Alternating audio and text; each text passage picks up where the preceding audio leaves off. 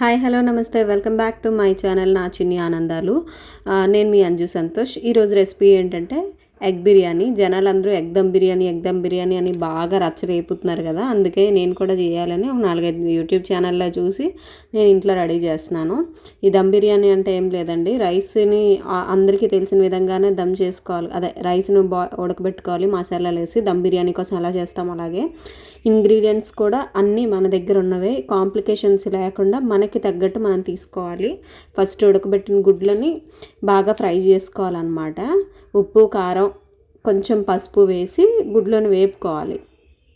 దీనికి కావాల్సిన ఇంగ్రీడియంట్స్ ఏంటంటే గుడ్లు, ఉప్పు, కారం, పసుపు, ధనియాల పొడి, జీలకర్ర పొడి, గరం మసాలా, రైస్ అదే basmati rice and whole masala items ఉంటాయి కదా, పట్టా, లవంగం, బిర్యానీ ఆకు, జీడిపప్పు, ఇలా అన్నీ అనమాట. చూడండి అక్కడ ఇంగ్రీడియంట్స్ కూడా నేను మీకు డిస్క్రిప్షన్లో ఇస్తాను. ఎవరికైనా ఈ రెసిపీ నచ్చితే మీరు ఇంట్లో ఈజీగా ట్రై చేసుకోవచ్చు. ఈ రైస్ ఆయిల్ కూడా వేసి ఉడకబెడతాం కదా, ఉడకబెట్టిన రైస్ని పక్కకు తీసుకుంటాం దమ్ పెట్టుకోవడం కోసం.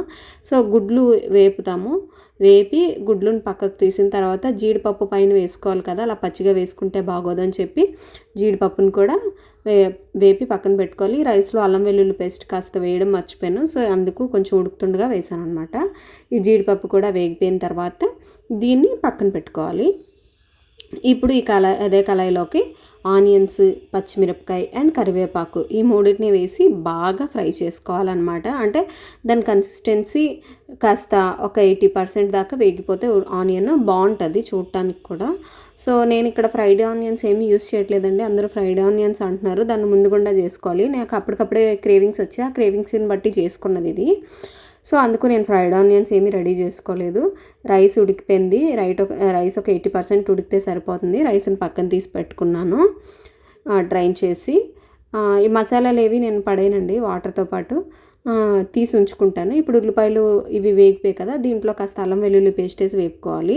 ఈ అల్లం వెల్లుల్లి పేస్ట్ కూడా బాగా వేగిపోయింది అని మీకు ఆ స్మెల్ తెలిసిన తర్వాత దీంట్లో టమాటా ప్యూరీని కాస్త వేసుకోండి.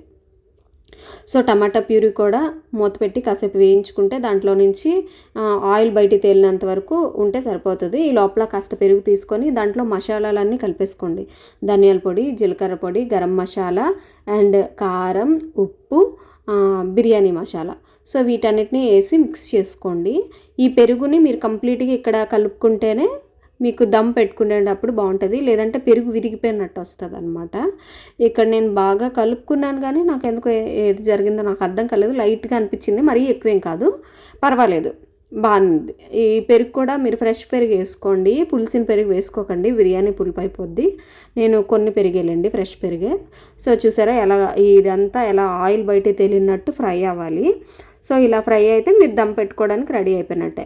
ఇప్పుడు దీన్ని మీరు దమ్ చేసుకోవచ్చు. మీకు దీంట్లో ఇంకా యాడ్ చేసుకోవాలంటే చిన్న లెమన్ కూడా యాడ్ చేసుకోవచ్చు. నేను యాడ్ చేయలేదు, పులుపు వస్తుందని. సో ఎగ్స్ యాడ్ చేశాను. ఎగ్స్ పైన బిర్యానీ రైస్ వేసేసి దమ్ పెట్టడానికి రెడీ చేసుకుంటున్నాను. ఇప్పుడేమో వేపిన జీడిపప్పు ఉంది కదా, ఆ జీడిపప్పుని అండ్ కొత్తిమీర కట్ చేసుకొని కొత్తిమీరని, పుదీనా ఉంటే పుదీనా కూడా వేసుకోవచ్చు. నా దగ్గర పుదీనా లేదండి అవైలబుల్గా, సో నేను అందుకే పుదీనాని స్కిప్ చేశాను. ఈ పెరుగును కూడా మీకు నచ్చిన వాళ్ళు వేసుకోవచ్చు, నచ్చకపోతే పెరుగును కూడా స్కిప్ చేసుకోవచ్చు, పెరుగు ఇష్టం లేదు అనేవాళ్ళు. ఇంకా ఫైనల్గా నెయ్యిని వేసి దమ్ పెట్టడానికి మూత పెట్టుకోవాలి. నేను ఒక 2 టేబుల్ స్పూన్ నెయ్యిని అయితే వేసాను, ఇంట్లో చేసుకున్న నెయ్యే. సో దీని మీద మూత పెట్టి ఇది పైకి లేసిపోకుండా, అంటే ఆవిరి బయటికి రాకుండా దీంట్లో కాస్త వాటర్ వేసుకున్నాను అనమాట. ఈ వాటర్ కూడా కాస్త కిందకి అవసరమైతే దిగుతుంది.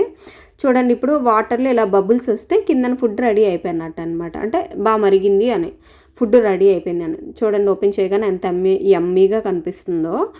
సో ఇది రెడీ అయిపోయింది ఫుడ్. ఇంకా సర్వ్ చేసుకున్న ప్లేట్లో వేసి, ఈరోజు మా హస్బెండ్ ఆఫీస్లో పార్టీ ఉందని వెళ్ళిపోయారనమాట, అందుకే నేను ఒక్కదాన్నే.